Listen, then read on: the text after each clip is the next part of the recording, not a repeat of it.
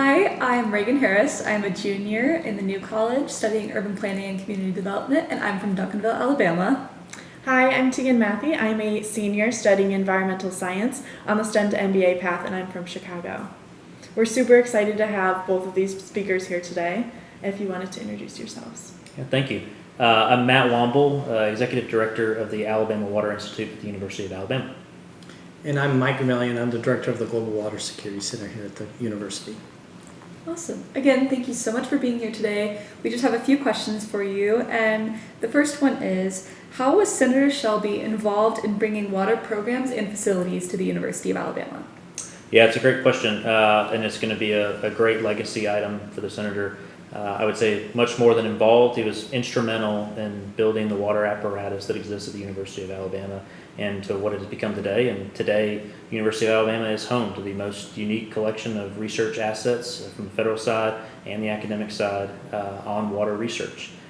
Beginning with the National Water Center, which he was instrumental in funding and being able to provide the direction for that facility to get established and find a home here in Tuscaloosa, to the ability to fund the Cooperative Institute for Research and Operations in Hydrology, or CAIRO, which is the largest research award in the university's history, and really set up an academic apparatus for federal agencies to tap into to improve water research, to bringing the USGS Hydrologic Instrumentation Facility, the newest addition to the water research community here at the university earlier this year.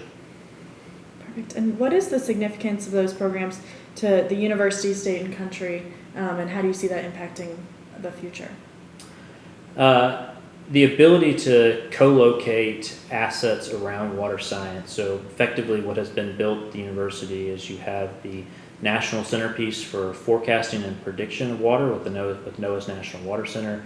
You have the national centerpiece for water observations with the USGS Hydrologic Instrumentation Facility.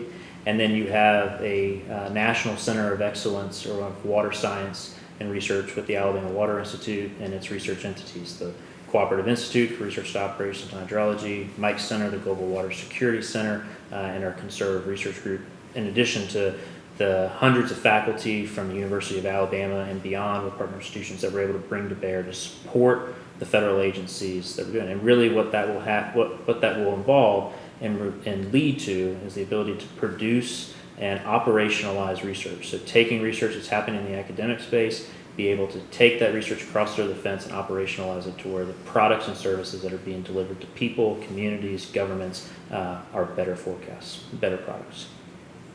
And so for me, the last part that Matt mentioned is what I do is there's lots of great science that's accomplished out there, but it sits on shelves and it doesn't have the opportunity to help society. And so having this center here at the University of Alabama allows us to have one foot in science and then have one foot in the decision makers and the policy makers. And the exciting part of it is how do we operationalize that? How do we get it from the university setting and translate it across that transom and be able to help the society, whether it's people in the state, nationally or internationally. And the opportunities that we have, that we've been given, is such an awesome responsibility to be able to do stuff like that. So in light of Alabama's ongoing interstate water conflicts with Georgia and Florida, how can institutions like the AWI facilitate better collaboration between states? Yeah, it's a great question, and I think it's really at the heart of what the Alabama Water Institute is. The Alabama Water Institute was envisioned to be this interdisciplinary convener, incubator, try to bring together different disciplines focused on water issues together to solve big issues. Obviously, water wars between the state, water rights issues are big issues, and the role that AWI, the role that I think an academic entity can play is to try to bring together experts across the number of different disciplines and domains in which study or looking at this issue to bring them together, to allow them to work together to help try to solve and deal with these types of issues. Absolutely. The Global Water Security Center exists to not only provide water data, but to translate it. When communicating your findings, how do you ensure that they remain factual yet digestible for the public, for media, and for policymakers? So the first thing that we try to do is just make sure that we understand what the question is. A lot of times what we discover is what we think the question is not what they want. And so we spend a lot of time trying to figure out, is that really what you were asking? Is that what you want to know about? And sometimes we discover that people don't know what they don't know. And so they can't ask a question. And so what we do is we use journalistic techniques and marketing and PR and all these multidisciplinary facets of trying to make this a multidisciplinary answer. I mean, obviously you got the science and the data. And then we work really, really hard on keeping, I grew up in Southwest Missouri.